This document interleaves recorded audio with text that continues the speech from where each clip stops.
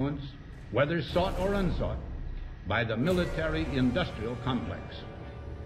The potential for the disastrous rise of misplaced power exists and will persist. America went into a major mobilization, revived its defense industries, and we saw the civilian economy of America more and more skewed through the 50s.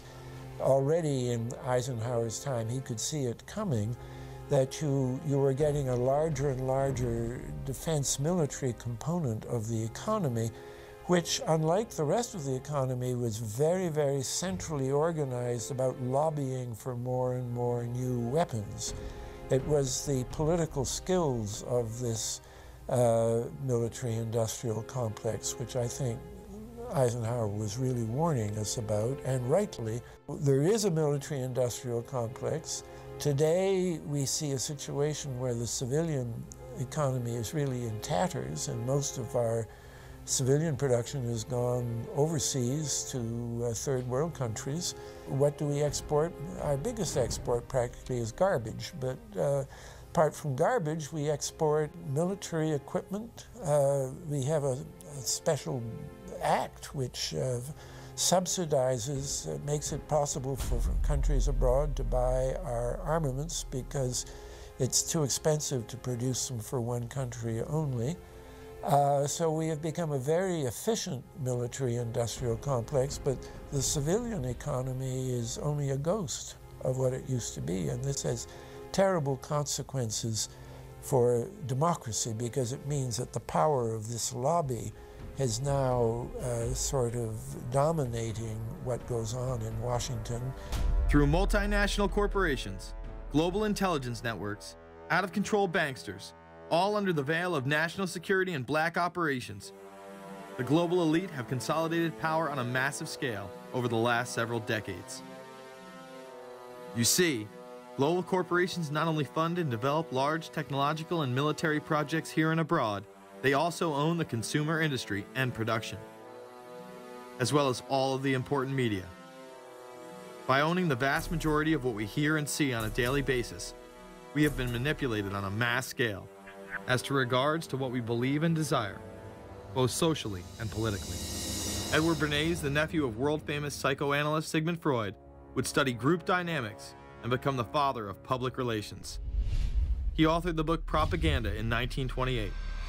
In it, he described how to intelligently and consciously manipulate the habits and opinions of the masses within a democratic society. He went on to state that those who harness this unseen mechanism of society constitute an invisible government and are the true ruling power.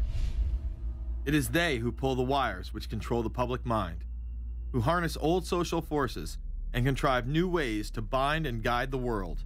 The average American is distracted, mindless, worried about minuscule things, celebrities, as if it was their own family members. And this is by design, because the powers that be, who own the media, know how our brains work.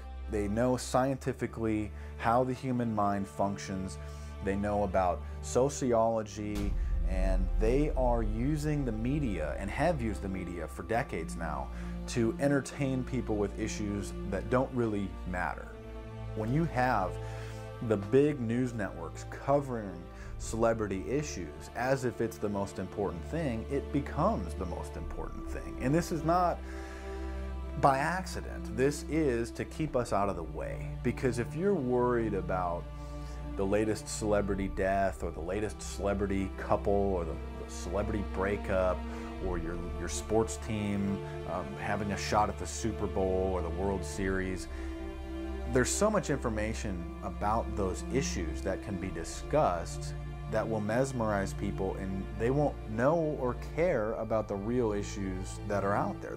Well, I think this is just one more piece of evidence of the degree to which the media, supposedly the watchdogs, has become the gatekeeper of the system. Mainstream media are, first of all, nearly all of them corporations, nearly all of them now publicly held, part of the whole Wall Street financial system that they're supposed to report about objectively, but they can't. They Right now, in October of 2009, they are celebrating the recovery of the biggest banks in New York and saying that the recession is over. Of course, there are a few problems, like foreclosures are going on, unemployment is rising. All of this is affecting the American people, but it's not affecting the financial elite who also control the media. Bernays successfully identified the invisible empire which controlled the minds of men. So as the populace is mesmerized and hypnotized by powerful behind-the-scenes forces, as they are distracted by the latest celebrity scandal, the newest cell phone, and their favorite sports team, this network disguises itself, remaining in the shadows. Despite the elite utilizing Bernays' methods, in conjunction with the military-industrial complex they had erected, a modern arm of this organization was exposed in what came to be known as the Iran-Contra scandal. Essentially, black operations were not only caught dealing arms illegally and supporting South American dictators, but also smuggling drugs into the United States.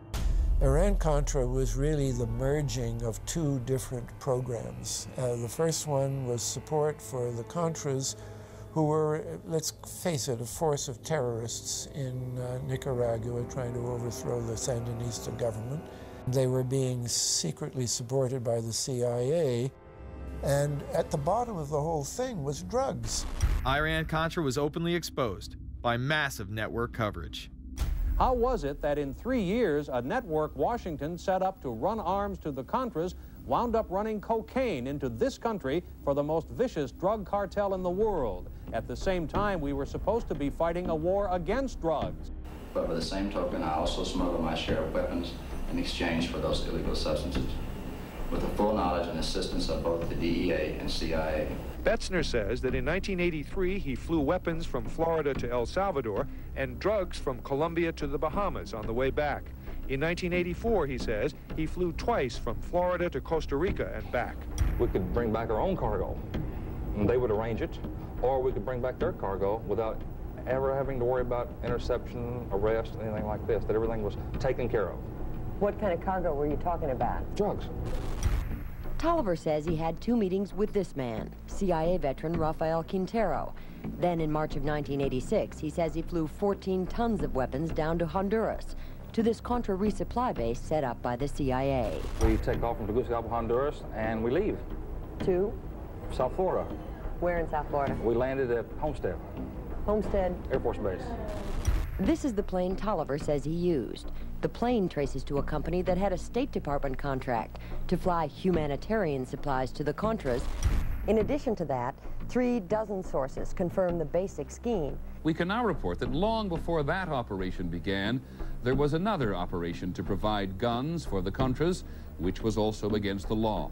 In this operation, Americans and Israelis provided arms to the Contras, and then the same network smuggled drugs into the United States.